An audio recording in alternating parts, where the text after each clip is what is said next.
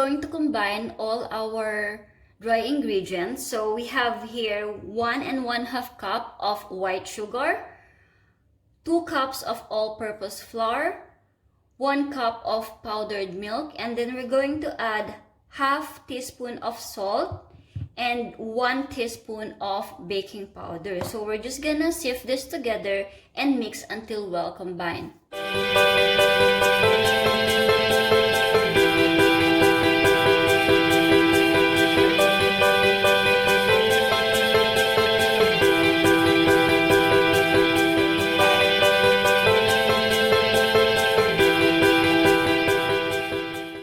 Next is our wet ingredients. So what we have here is 1 can of condensed milk. You can use any brand.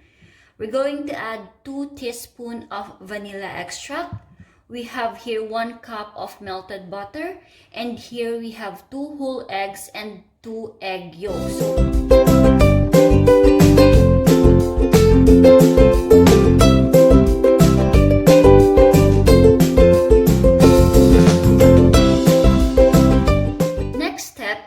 Combine our dry ingredients and our wet ingredients and then mix them together.